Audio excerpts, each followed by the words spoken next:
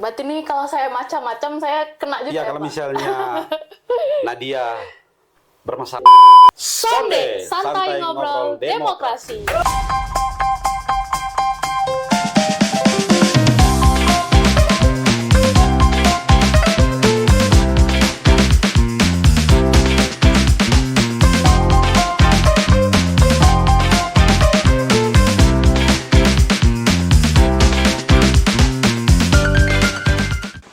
Hai teman pemilih, kembali lagi dalam Sonde, santai ngobrol demokrasi. Pada episode kali ini kita akan membahas tentang apa sih fungsi dan tugas Divisi Hukum Pengawasan, seperti apa keseruannya, tetap saksikan Sonde, santai ngobrol demokrasi.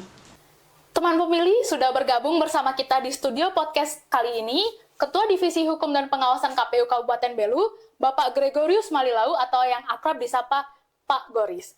Selamat pagi Pak Goris. Pagi Nadia. Apa kabar Pak Goris? Kabar baik. Nadia apa kabar? Baik, kerjaan aman Pak? Aman. Keluarga? Aman, semuanya aman. Aman, oke baik.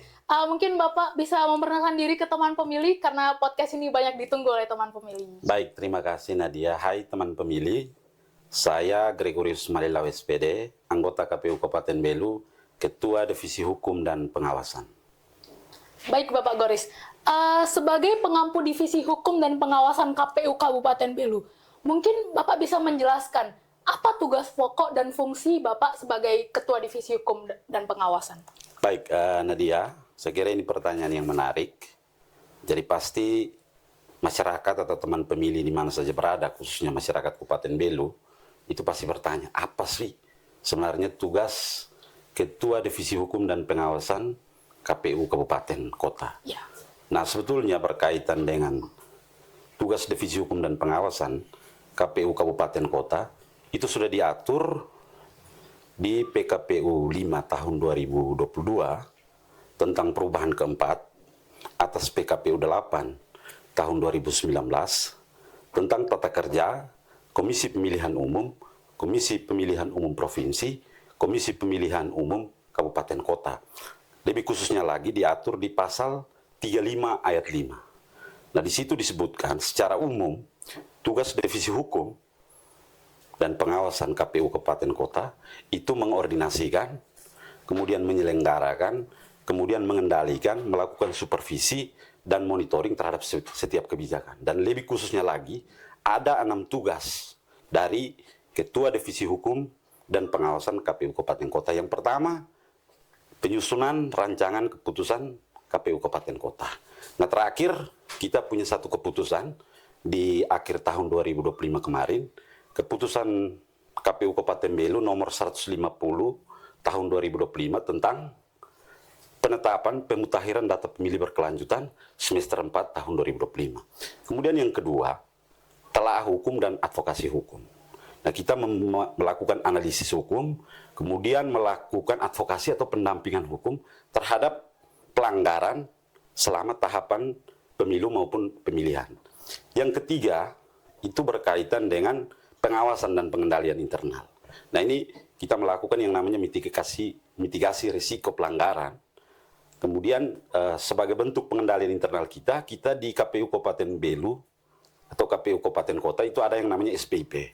Ini sebagai bentuk, sebagai instrumen kita untuk memastikan bahwa pelaksanaan setiap tugas dan tanggung jawab kita itu bisa berjalan efektif, efisien, transparan, dan tentunya sesuai dengan ketentuan peraturan perundang-undangan. Kemudian yang keempat, itu berkaitan dengan dokumentasi dan publikasi hukum. Jadi terhadap setiap keputusan yang sudah kita tetapkan, keputusan dalam hal ini keputusan KPU Kabupaten, kita wajib mempublikasikannya di JDIH, Jaringan Informasi dan Dokumentasi Hukum. Tidak hanya keputusan kita, tetapi produk-produk undang-undang yang berkaitan dengan kepemiluan dan tugas-tugas kelembagaan, itu kita publikasikan di halaman JDIH kita. Kemudian yang kelima, itu berkaitan dengan penanganan sengketa. Jadi bukan penanganan sengketa ini baik itu sengketa proses maupun sengketa hasil di Mahkamah Konstitusi. Dan yang terakhir, itu penanganan pelanggaran administrasi yang dilakukan pada tahapan pemilu maupun pilkada dan penanganan pelanggaran kode etik yang dilakukan oleh badan etok kita, PPK, PPS sampai dengan KPPS. Saya kira demikian. Oke Bapak, mungkin ini cukup menarik. Ada 6 tugas dan fungsi Iya, divisi betul, hukum dan betul. pengawasan. Iya. Ini saya mau tanya lebih berlanjut Pak. Banyak yang mau saya tanyain. Cuman mungkin kita boleh minum kopi dulu Oke, Pak. terima kasih Ya, Nadia. Minum sama-sama. kopi ini penting juga. Iya untuk- betul. Oke, kita lanjut pertanyaannya. Kita tahu bersama, tadi Bapak ada bilang kalau tugas dan divisi hukum dan pengawasan itu salah satunya penyelesaian sengketa hukum. Iya, betul, betul. Yang kita ketahui bersama bahwa KPU Kabupaten Belu pernah menghadapi masalah persoalan hukum di Mahkamah Konstitusi. Yang kita tahu yang paling dekat itu persoalan Pilkada 2024. Iya. Mungkin Bapak bisa ceritakan lebih lanjut Pak kepada teman pemilih apa langkah-langkah Bapak sebagai pengampu divisi hukum dan pengawasan dalam menghadapi persoalan ini. Baik, terima kasih Nadia. Ini pertanyaan yang cukup menarik. Jadi memang kemarin kita setelah melaksanakan tahapan pilkada tahun 2024, khususnya pemilihan Bupati dan Wakil Bupati Belu, kita mendapatkan yang namanya sengketa di Mahkamah Konstitusi. Iya, betul. Adanya pengajuan permohonan sengketa ke Mahkamah Konstitusi oleh salah satu pasangan calon yang berkontestasi dalam pilkada Belu kemarin. Iya. Pasangan calon nomor urut 2 itu resmi mengajukan sengketa ke Mahkamah Konstitusi setelah kami KPU Kabupaten Belu melakukan penetapan dan pengumuman terhadap hasil rekapitulasi perolehan suara tingkat KPU Kabupaten Belu. Berarti setelah ditetapkan mereka mengajukan Ya, itu ya? setelah kita melakukan penetapan Ya. dan pengumuman hasil, barulah kemudian salah satu pasangan calon, dalam hal ini pasangan calon nomor urut 2, Ya. itu mengajukan sengketa ke Mahkamah Konstitusi. Nah, ada beberapa langkah strategis sebagai pengampu divisi hukum dan pengawasan Kabupaten Belu. Yang pertama, terhadap persoalan ini kami secara kelembagaan itu melakukan koordinasi secara berjenjang dengan pimpinan KPU Provinsi NTT, kemudian kita juga melakukan konsultasi dengan pimpinan KPU Republik Indonesia. Kemudian yang kedua, kita melakukan pemetaan terhadap potensi persoalan yang diajukan ke Mahkamah Konstitusi. Kemudian yang ketiga, kita mempedomani beberapa ketentuan, misalnya di internal kita, penyelenggara pemilu khususnya di KPU Kabupaten Kota, itu kita mempedomani keputusan KPU RI nomor 1781 tentang pedoman teknis penanganan sengketa perselisihan hasil pemilihan gubernur, wakil gubernur, bupati dan wakil bupati serta wakil wali kota. Kemudian ada juga peraturan Mahkamah Konstitusi nomor 3 tahun 2024 tentang tata beracara perkara perselisihan hasil pemilihan gubernur, bupati dan wali kota serta PMK nomor 4 tahun 2024 tentang tahapan, jadwal, dan kegiatan dalam penanganan sengketa perselisihan hasil pemilihan gubernur, bupati, dan wali kota. Berarti Pak, dalam menangani persoalan ini, Iya. ini pasti makan waktu yang panjang kan Pak? Ya, prosesnya cukup panjang. Prosesnya. Jadi ada beberapa hal yang kita lakukan sebelum kemudian kita ke MK untuk mengikuti persidangan. Yang pertama, setelah kita melakukan pemetaan yang sudah saya sampaikan di awal, kita juga melakukan beberapa persiapan lainnya. Yang pertama berkaitan dengan penyusunan kronologis. Kita menguraikan seluruh kegiatan yang sudah kita lakukan selama tahapan pilkada. Kemudian kita melakukan pemetaan tadi. Setelah kita menyusun kronologis, kita melakukan pemetaan. Pemetaan terhadap potensi pelanggaran yang dimungkinkan itu masuk dalam pokok permohonan pemohon. Kemudian yang ketiga,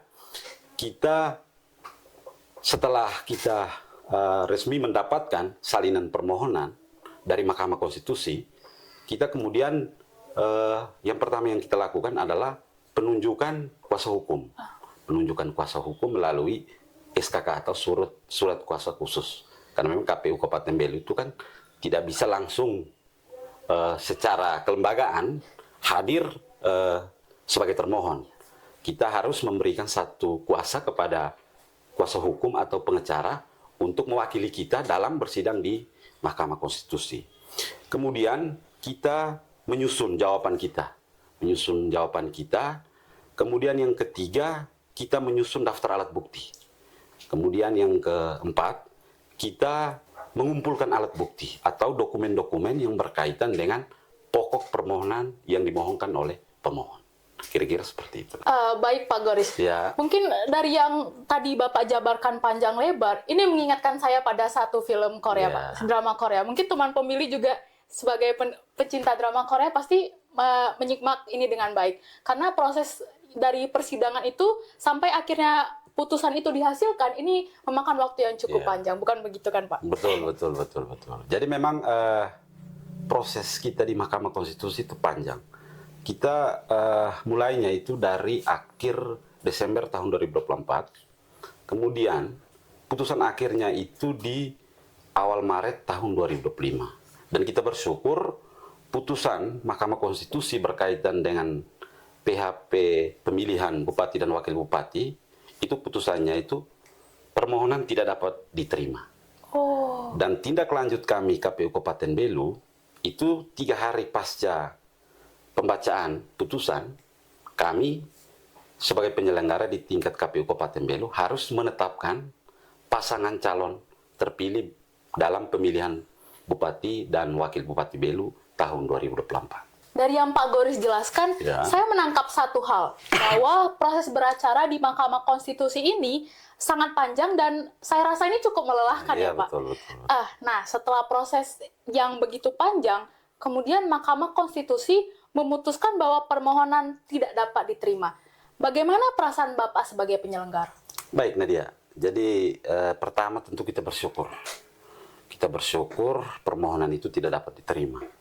Dan sebagai penyelenggara, kita sudah melalui satu proses panjang dan melelahkan.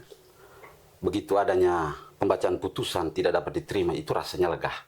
Rasanya lega. Semua rasa kita rasakan. Kalau boleh saya ibaratkan itu seperti nano-nano. Nona-nona Pak, Ya, kita tidak di-endorse nih Pak.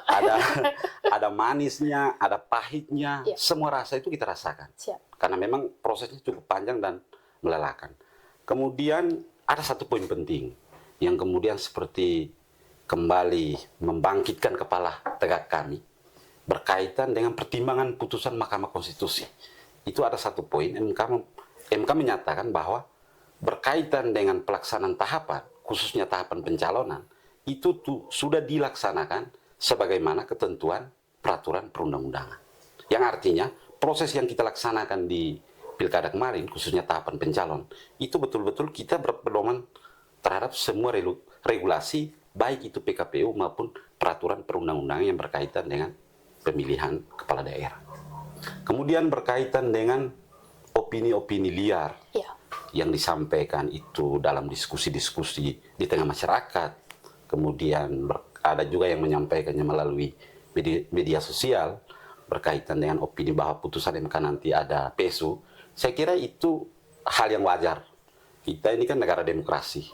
Jadi semua orang bisa menyampaikan pendapat di muka umum, dan itu kan amanat konstitusi. Jadi sah-sah saja sepanjang pendapat atau opini-opini yang disampaikan itu tidak kemudian membuat gaduh atau disampaikan secara baik, itu hal yang wajar.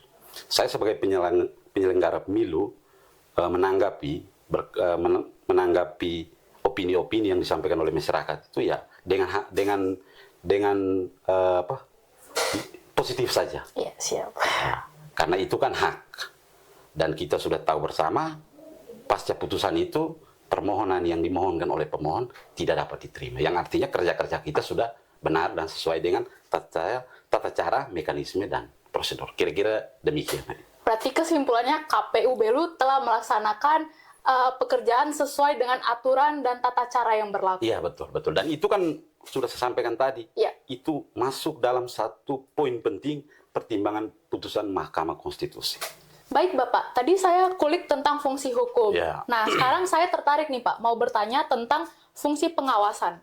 Apa sebenarnya fungsi pengawasan itu Pak? Karena tadi saya ada dengar pengawasan kode etik penyelenggara. Mungkin Bapak bisa jelaskan lebih lanjut? Baik Nadia, berkaitan dengan fungsi pengawasan, khususnya kode etik penyelenggara. Kebetulan kita KPU Kabupaten Kota itu diberi kewenangan untuk melakukan penanganan pelanggaran kode etik yang dilakukan oleh Badan Ad Hoc, PPK, PPS, kemudian KPPS. Nah, berkaitan dengan ini, kita harus memastikan bahwa kerja-kerja kelembagaan yang dilakukan oleh teman-teman kita Badan Etok dalam hal ini PPK, PPS dan KPPS itu berjalan sesuai dengan ketentuan yang sudah diatur. Tidak boleh melenceng daripada tugas dan tanggung jawab yang sudah kita berikan kepada mereka, terutama berkaitan dengan sumpah, janji, dan fakta integritas penyelenggara pemilu di tingkat PPK, PPS, dan KPPS. Oke, baik Bapak. Apakah selama Bapak menjadi penyelenggara, Bapak ini kan Ketua Divisi Hukum Ya, dan betul, Pengawasan, betul. Ya. pernah menangani nggak Pak persoalan terkait kode etik penyelenggara? Mungkin bisa dijelaskan Pak? Baik, kalau di pemilu tahun 2024 kemarin, itu kita ada melakukan penanganan pelanggaran kode etik, itu yang dilakukan oleh KPPS. Oh, KPPS, baik. Itu juga kita lakukan penanganan pelanggarannya berdasarkan rekomendasi Bawaslu. Di akhir setelah proses pemungutan dan penghitungan suara di TPS selesai. Kira-kira seperti itu, Nadia. Lalu mekanisme penanganannya itu seperti apa Pak? Oke, baik. Berkaitan dengan mekanisme penanganan pelanggaran kode etik yang dilakukan oleh Badan Etok, PPK, PPS, dan KPPS, itu kita mempedomani keputusan KPU RI nomor 337 tahun 2020 tentang pedoman teknis penanganan pelanggaran kode etik yang dilakukan oleh PPK, PPS, dan KPPS. Nah, ada dua mekanisme penyelesaian. Yang pertama, itu melalui pengawasan internal. Nah, misalnya dalam hal KPU Kabupaten Kota menemukan adanya dugaan pelanggaran kode etik yang dilakukan oleh PPK, PPS, dan KPPS, kita membawakannya dalam rapat pleno. Kemudian kalau misalnya memenuhi adanya dugaan pelanggaran, kita melakukan pemanggilan untuk melakukan klarifikasi. Setelah kita melakukan klarifikasi, kita kemudian membawakan hasil klarifikasi itu ke dalam rapat pleno. Kalau terbukti, maka kita bentuk yang namanya tim pemeriksa untuk kemudian kita memanggil lagi untuk melakukan klarifikasi terhadap badan etik kita yang diduga melakukan pelanggaran kode etik. Setelah itu kita bawakan lagi dalam rapat pleno untuk kita simpulkan apakah terdapat bukti yang kuat telah terjadi pelanggaran kode etik ataukah seperti apa. Kalau misalnya terbukti, maka kita akan kasih sanksi berupa peringatan atau pemberhentian tetap. Kemudian yang kedua, berkaitan dengan laporan. Laporan yang disampaikan secara langsung kepada kita. Nah, mekanismenya juga hampir sama. Jadi nanti ada tim yang kemudian menerima laporan atau aduan dari masyarakat yang langsung menyampaikan di KPU Kabupaten. Setelah semua berkas atau dokumen berkaitan dengan laporan itu terpenuhi atau lengkap, kita juga bawakan dalam rapat pleno. Kemudian kalau ditemukan adanya dugaan pelanggaran, kita melakukan pemanggilan. Kalau misalnya setelah kita melakukan klarifikasi, kita bawakan dalam rapat pleno, tidak terdapat cukup bukti yang kuat adanya dugaan pelanggar, maka kita hentikan. Tapi kalau misalnya ada cukup bukti yang kuat, dua alat bukti, maka kita akan lanjutkan ke tahap berikutnya. Kita lakukan pemanggilan, kemudian kita klarifikasi lagi. Setelah kita klarifikasi, kita bawa dalam rapat pleno untuk kita putuskan. Kalau terbukti, maka tadi sanksinya adalah peringatan atau pemberhentian tetap sebagai penyelenggara pemilu. Kira-kira mekanisme penanganan pelanggaran kode etik seperti itu. Berarti ini panjang ya Pak? Panjang juga ya. Jadi kerja hukum ini memang panjang begitu. Oke, baik Pak. Apakah kode etik penyelenggara ini mengikat juga untuk staf sekretariat Pak? Ya, berkaitan dengan kode etik. Iya. Jadi itu juga. Jadi kita ini kan sebagai penyelenggara pemilu, sebagai anggota KPU, itu tidak bisa dipisahkan antara anggotanya dengan kesekretariatannya. Iya, betul. Jadi kita itu seperti sepasang sepatu, begitu. Kalau tidak ada kiri atau kanan, maka tidak akan selaras atau seimbang. Selalu berdampingan. Ya, jadi istilahnya kita tidak bisa melakukan hal-hal teknis itu secara maksimal kalau tidak didukung oleh kesekretariatan. Maka kode etik itu juga melekat untuk teman-teman kesekretariat. Jadi tidak hanya kami sebagai komisioner yang apa istilahnya kode etik, tapi juga melekat juga di teman-teman kesekretariat. Itu juga berlaku di PPK, PPS. Kebetulan PPK dan PPS itu juga ada kesekretariatan. Jadi melekat. Jadi berkaitan dengan kode etik itu bukan hanya penyelenggara, tapi juga sekretariat yang ada di kelembagaan penyelenggara pemilu. Oke, berarti ini kalau saya macam-macam saya kena juga Iya, ya, kalau Pak? misalnya Nadia bermasalah dengan integritas, Siap. bermasalah dengan profesionalitas dan loyalitas, maka tentu bisa. Oke, ai, saya Ya, takut bisa nih, diproses Pak. kode etik begitu. Baik, Pak. Kemudian pertanyaan selanjutnya, Pak. Apakah dalam penerapan kode etik penyelenggara, KPU Kabupaten Belu sudah menerapkan fungsi pencegahan? Baik, Nadia. Jadi berkaitan dengan penanganan kode etik penyelenggara, jadi memang kita mengedepankan yang namanya pencegahan. Ya. Nah, bagaimana cara kita melakukan pencegahan itu? Jadi kita dalam bentuk peningkatan kapasitas. Dalam bentuk peningkatan kapasitas kita menyampaikan bahwa ada beberapa hal yang harus dipegang teguh sebagai seorang penyelenggara. Yang pertama berkaitan dengan integritas. Integritas ini menjadi hal yang wajib berkaitan dengan kemandirian kita sebagai penyelenggara, kemudian kejujuran kita sebagai penyelenggara dalam menjalankan tugas, dan keadilan kita memberikan pelayanan yang maksimal kepada semua pihak. Kemudian yang berikut berkaitan dengan profesionalitas. Nah, kerja-kerja kita di KPU ini kan bukan berdasarkan kemauan, bukan berdasarkan hasrat atau keinginan, tapi berdasarkan regulasi. Maka kita wajib mempedomani itu dalam setiap tahapan-tahapan penyelenggaraan pemilu, baik itu PKPU kita maupun keputusan KPU RI ataupun peraturan perundang-undangan, khususnya undang-undang pemilu dan undang-undang pilkada. Kemudian dalam setiap kesempatan, baik itu BIMTEK atau rakor, kita selalu menyampaikan berulang-ulang kepada teman-teman kita bahwa hal-hal tadi yang sudah sampaikan itu harus dipegang teguh betul, sehingga seluruh tugas dan tanggung jawab yang diberikan kepada teman-teman itu bisa dilakukan dengan baik, dan lebih dari itu kita mendapatkan yang namanya kepercayaan dari masyarakat berkaitan dengan kerja-kerja yang kita laksanakan. Saya kira seperti itu. Oke, baik Pak Goris. Tadi kan kita bicara banyak fungsi divisi hukum dan pengawasan Ya, saat betul. masa tahapan. Ya, ya. Nah, pada masa non-tahapan ini, apa yang dikerjakan oleh divisi hukum dan pengawasan, Pak? Mungkin bisa dijelaskan? Baik Nadia, ini bukan hanya Nadia yang bertanya saja. Iya. Pastinya teman pemilih, masyarakat Kabupaten Belu juga ikut bertanya, apa sih sebenarnya yang dilakukan oleh divisi hukum di non-tahapan ini. Nah, kita di KPU Kabupaten Belu berkaitan dengan divisi hukum dan pengawasan itu ada tugas rutin. Yang pertama berkaitan dengan pengelolaan SPIP, Sistem Pengendalian Intern Pemerintah. Nah, orang pasti akan bertanya, apa itu SPIP? Nah, SPIP sudah seperti yang saya sampaikan tadi, Sistem Pengendalian Intern Pemerintah. Ini tujuannya untuk memastikan bahwa tugas-tugas kelembagaan kita di KPU Kabupaten, khususnya di KPU Kabupaten Belu itu berjalan efektif, efisien, akuntabel, dan sesuai dengan ketentuan peraturan perundang-undangan. Kemudian yang kedua, tugas rutin yang kedua, itu berkaitan dengan pengelolaan JDIH, Jaringan Informasi dan Dokumentasi Hukum. Jadi setiap keputusan yang sudah kita tetapkan, itu kita wajib dokumentasikan dan publikasikan di JDIH kita. Bukan hanya keputusan KPU Kabupaten, tetapi PKPU kita, kemudian keputusan KPU RI, dan setiap produk hukum yang berkaitan dengan kepemiluan maupun pilkada atau tugas-tugas kelembagaan kita, itu kita upload di JDIH kita.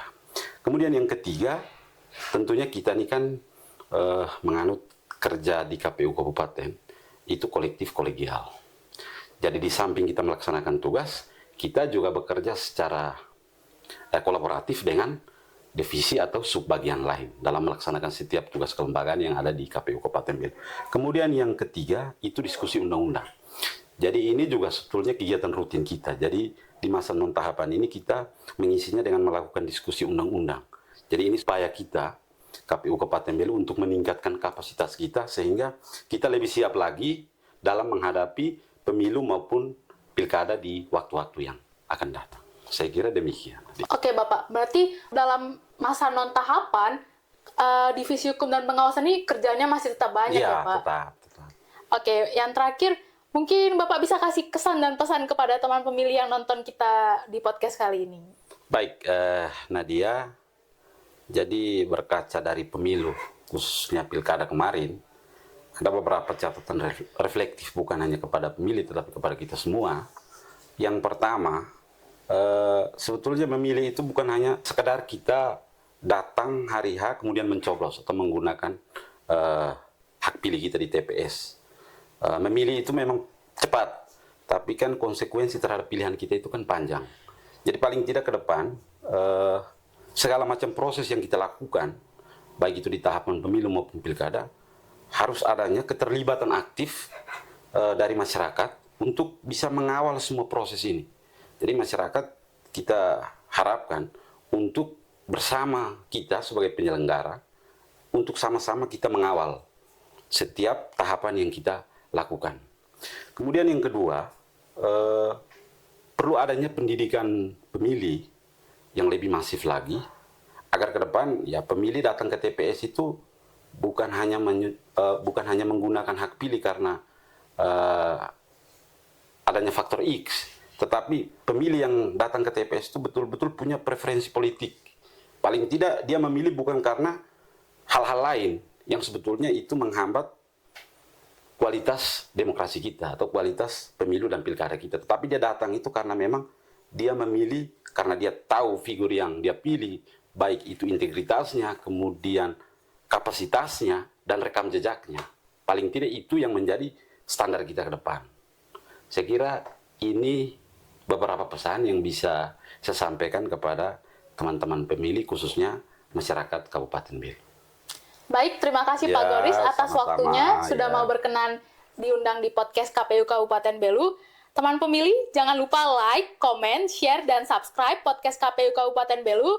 Sonde, santai ngobrol demokrasi.